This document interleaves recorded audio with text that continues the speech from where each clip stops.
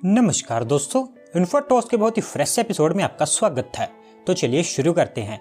आज की दोस्त सबसे पहली अपडेट निकल कर आ रही है new Delhi based Indian e commerce company Snapdeal को लेकर, जहां पर दोस्तों इस कंपनी के फ्यूचर ग्रोथ के लिए इस कंपनी की तरफ से डिसाइड किया गया है कि वो आईपीओ पर जाने वाले हैं। एंड इसी के चलते इस कंपनी के द्वारा उनके जो ड्राफ्ट पेपर्स हैं वो securities and exchange board of India को उनके द्वारा सबमिट कर दिए गए हैं। सो बिल्कुल दोस्तों, जैसा कि आप जानती हैं कि इस साल हमारा जो स्टॉक मार्केट है वो काफी अच्छे ढंग से परफॉर्म कर रहा है। एंड इसी के चलते हमें रेगुलर बेसिस पर हमारे देश में जो कंपनीज हैं वो आईपीओ पर देखने को मिल रही है। एंड ये उनका एक अच्छा डिसीजन भी है, क्योंकि अगर इस समय हमारा जो स्टॉक मार्केट है वो अच्छा परफॉर्म कर रहा है तो इनका जो ग्रोथ है वो और भी ज्यादा देखने को मिल सकता है। एंड इसी को देखते हुए जो स्नैपडील है उनकी तरफ से भी डिसाइड किया गया है कि वो भी आईपीओ पर जाएंगे, जिसके थ्रू उनका प्लान है कि वो 1250 करोड़ रुपीस तक रेस करेंगे। एंड इसके साथ साथ उनका प्लान ये भी है कि वो आईपीओ के अलावा 3 crore equity share open for sale के लिए भी रखने वाले हैं। दोस्तों देखते हैं कब तक इनका जो आईपीओ है लॉन्च किया जाता है।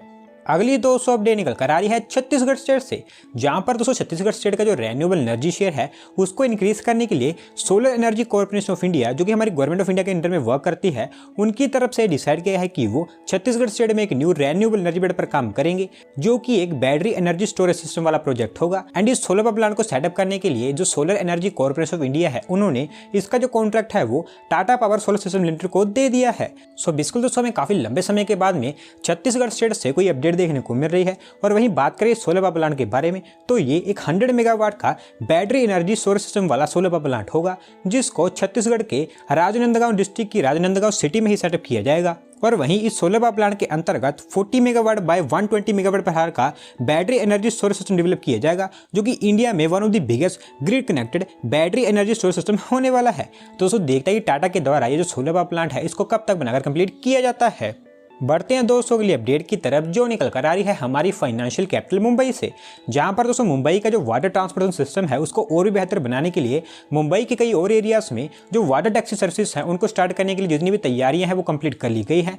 एंड नाउ नेक्स्ट ईयर जनवरी के स्टार्टिंग में ही हमारे जो प्राइम मिनिस्टर जी है उनके द्वारा यहाँ पर और भी जो वाटर टैक्सी सर्विसेज हैं उनको लॉन्च कर दिया जाएगा। सो बेसिकली दोस्तों हमारे देश में जो वाटर ट्रांसपोर्टेशन है वो one of the most successful transportation system बनता चला जा रहा है। एंड पिछले कुछ समय में देखा गया है कि हमारे देश में इसकी जो यूजेस है वो और भी ज्यादा इंक्रीज हुई है। एंड स्पेसिफिकली मुंबई, जिसको कई सारे आइलैंड्स को कनेक्ट करके बनाया गया है, यहाँ पर तो जो वाटर ट्रांसपोर्टेशन है वो काफी सक्सेसफुल हो सकता है। एंड इसी को देखते हुए हमारी जो सेंट्रल गवर्नमेंट है उन्होंने मुंबई का जो वाटर टैक्सी प्रोजेक्ट है उसको इनलैंड वाटरवेज इनिशिएटिव के अंतर्गत इंक्लूड कर लिया है।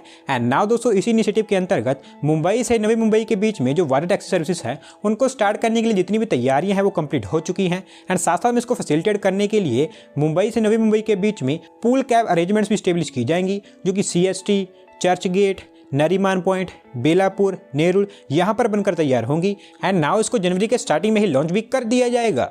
अगली 200 अपडेट निकल कर आ रही है हमारे इंडियन ईवी सेक्टर को लेकर, जहां पर दोस्तों home ground market research firm Colliers India and IndoSpace की तरफ से हमारा जो इंडियन ईवी सेक्टर है उसको लेकर एक डिटेल रिलीज किया गया है। स्पेसिफिकली एक रिपोर्ट रिलीज की गई है। एंड दोस्तों इस रिपोर्ट के अकॉर्डिंग अगले 5 सालों के अंदर अंदर हमें इंडिया में जो ईवी सेक्टर है वहां पर 94,000 करोड़ रुपये तक की इन्वेस्टमेंट देखने को मिल सकती है। सो बिल्कुल दोस्तों, जैसा कि आप जानती हैं कि हमारा जो इंडियन ईवी सेक्टर है वो वर्ल्ड में one of the fastest growing है। एंड इसका जो पोटेंशियल है वो भी काफी ज्यादा है। और अभी हमें रेगुलर बेसिस पर हमारे देश में जो ईवी सेक्टर से रिलेटेड कंपनीज हैं वो भी देखने को मिल रही हैं। एंड वहीं इनके द्वारा जो रिपोर्ट रिलीज की गई है इनके अकॉर्डिंग हमारा जो इंडियन ईवी सेक्टर है उसने जो ग्रोथ है वो स्टार्ट कर दिया है। और आपको मैं ये भी बता दूं कि हमारा जो इंडियन ट्रांसपोर्ट सेक्टर है वो वर्ल्ड का 3rd लार्जेस्ट CO2 का मीटर भी है। और वहीं इंटरनेशनल लेवल पर हमारी जो गवर्नमेंट है उनके द्वारा कार्बन मिशन को लेकर काफी बड़ी बड़ी अनाउंसमेंट की गई है। तो इसी को देखते हुए जो रिपोर्ट है इसमें ये बताया गया है कि आने वाले समय में हमारी जो गवर्नमेंट है वो ईवी सेक्टर को लेकर कई सारे इनिशिएटिव्स पर काम करेगी। एंड हो सकता है कि अगले 5 सालों के अंदर अंदर हमें इंडियन ईवी सेक्टर में 94,000 करोड़ रुपए की इन्वेस्टमेंट देखने को मिल सके। अगली 200 अपडेट निकल कर आ रही है हमारे देश में डेवलप किए जाने वाले new high speed rail corridor projects को लेकर, जहां पर दोस्तों हमारे देश के जो और एरियाज है वहां पर भी high speed rail connectivity provide करवाने के लिए कुछ ऑफिसर्स के द्वारा कहा गया है कि जल्दी ही हमारे देश में 2 और हाई स्पीड रेल कॉरिडोर्स पर काम स्टार्ट किया जाने वाला है। एंड हो सकता है कि अगले फाइनेंशियल ईयर में इसके ऊपर अनाउंसमेंट भी कर दी जाए, ताकि हमारे देश में जो हाई स्पीड रेल कॉरिडोर्स है उनका जाल जल्दी से जल्दी बिछाया जा सके। तो दोस्तों जैसा कि आप जानते हैं इस समय Mumbai Ahmedabad high speed rail corridor project इसका जो काम है वो गुजरात में जो काफी अच्छे अच्छी स्पीड से चल रहा है एंड वहीं महाराष्ट्र में इसका जो काम है काफी स्लो चल रहा है। एंड नाउ इसी को देखते हुए हमारी जो गवर्नमेंट है उनकी तरफ से डिसाइड किया गया है कि वो अब हमारे देश में जो और भी high speed rail corridor plan किए गए हैं उन पर भी काम स्टार्ट करेंगे, क्योंकि पता नहीं कब तक ये जो Mumbai Ahmedabad high speed rail corridor है ये बनकर तैयार होगा। एंड इसी के अंतर्गत ये प्लानिंग की जा रही है कि अगले फाइनेंशियल ईयर में हमारे देश में 2 और कॉरिडोर्स को अनाउंस किया जा सकता है, जिसमें दिल्ली वाराणसी एंड मुंबई नागपुर इन दोनों हाई स्पीड रेल कॉरिडोर्स का जो नाम है वो सामने निकल कर आ रहा है। एंड जल्दी ही इनके लिए जो फंडिंग क्लैरिटी है वो दे दी जाएगी, जिसके बाद में आप कह सकते हैं कि इनका काम जल्दी स्टार्ट किया जाएगा। अगली दोस्तों अपडेट निकल कर आ रही है हमारी नेशनल कैपिटल दिल्ली से, जहां पर दोस्तों दिल्ली में जो इलेक्ट्रिक व्हीकल्स की यूजेज है उसको देखते हुए टाटा पावर दिल्ली डिस्ट्रीब्यूशन की तरफ से दिल्ली में 1400 से ज़्यादा जो ईवी चार्जिंग स्टेशन हैं उनको सक्सेसफुली इंस्टॉल कर दिया गया है, जो कि दिल्ली एंड इसके जो नेबरिंग टाउन्स है वहाँ पर इंस्टॉल किए गए हैं। तो दोस्तों जैसा कि आप जानते हैं कि अगर कोई बड़ी चीज़ हमारे देश में स्टार्ट होती है तो वो most probably Delhi and Mumbai जैसी सिटीज़ हैं वहाँ से स्टार्ट होती है। एंड इसी तरह की जो सिटीज़ हैं अब यहाँ पर जो ईवी सेक्टर है वो काफ़ी तेज होने लगा है, जिसको देखते हुए टाटा पावर दिल्ली डिस्ट्रीब्यूशन के द्वारा दिल्ली में जो ईवी चार्जिंग स्टेशन को इंस्टॉल करने का काम है वो और भी फास्ट बेसिस पर डाल दिया गया है। एंड एज ऑफ नाउ उन्होंने दिल्ली एंड इसके आसपास के जो एरियाज है वहां पर 1400 से ज्यादा जो ईवी चार्जिंग स्टेशन हैं उनको सक्सेसफुली इंस्टॉल कर दिए हैं, जो कि सभी के सभी होम चार्जर्स हैं। इसके अलावा उनके द्वारा दिल्ली में 50 से ज्यादा पब्लिक ईवी चार्जिंग स्टेशन को भी इंस्टॉल कर दिया गया है, जो कि ऑपरेशनल भी हो चुकी हैं। और क्योंकि दिल्ली में जो ईवी यूजेस है वो काफी तेजी से इंक्रीज होती चली जा रही है, तो उनके द्वारा अभी और भी जो ईवी चार्जिंग स्टेशन है उनको इंस्टॉल किया जाने वाला है। बढ़ते हैं दोस्तों अगली अपडेट की तरफ, जो फिर से निकल कर आ रही है हमारी फाइनेंशियल कैपिटल मुंबई से, जहां पर तो फाइनेंशियल कैपिटल मुंबई में जो जेम्स एंड ज्वेलरी का मार्केट है या फिर उसका ट्रेड है उसको फैसिलिटेट करने के लिए हमारी गवर्नमेंट के द्वारा डिसाइड किया है कि मुंबई में एक कॉमन फैसिलिटी सेंटर सेटअप किया जाएगा, जो कि specifically James and jewellery sector के लिए होगा।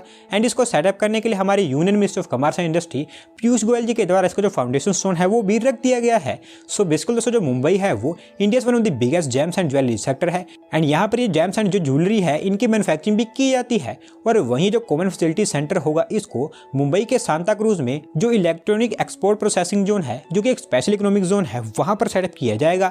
और क्योंकि ये एक मेगा सेंटर होगा तो इसके डेवलपमेंट के लिए हमारी जो सेंट्रल गवर्नमेंट है उनके द्वारा 70 करोड़ रुपए इन्वेस्ट किए जाएंगे, जिसके जल्दी आप कह सकते हैं कि आने वाले समय में मुंबई में जो जेम्स एंड ज्वेलरी सेक्टर है उसको एक काफी बड़ा बूस्ट मिलेगा। एंड प्लान्स के अकॉर्डिंग सबसे पहले यहाँ पर कटिंग एज सर्विसेज एंड साथ साथ में ज्वेलरी से रिलेटेड जो अदर प्रोडक्ट्स हैं उनकी मैन्युफैक्चरिंग स्टार्ट की जाएगी।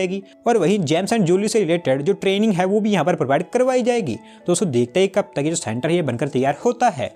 आज की दोस्तों लास्ट अपडेट निकल कर आ रही है हमारे देश में टेस्ट की गई एक न्यू मिसाइल को लेकर, जहां पर दोस्तों हमारी जो डिफेंस फोर्सेस है उनकी पावर्स को और भी इंक्रीज करते हुए हमारी defence research and development organisation के द्वारा रिसेंटली एक new surface to air missile Pralay का टेस्ट लिया गया था। एंड यहाँ पर अच्छी थिंग ये निकल कर आई है कि जो टेस्ट सक्सेसफुली कंप्लीट हुआ है।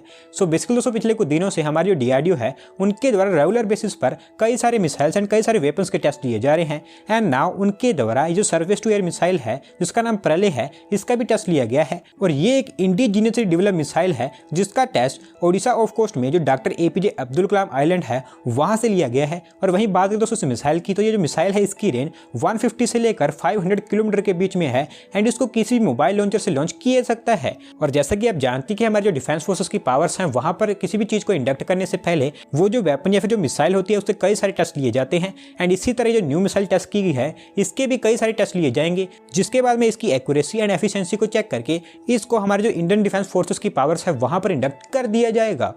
तो दोस्तों आज की वीडियो में बस इतना ही। अगर आप अपनी तरफ से कोई अपडेट सबमिट करना चाहते हैं तो डिस्क्रिप्शन में दिए गए लिंक पर क्लिक करके सबमिट कर सकते हैं। और अगर आज की वीडियो पसंद आई हो तो वीडियो को लाइक करें, चैनल को सब्सक्राइब करें। धन्यवाद आपका वीडियो को देखने के लिए।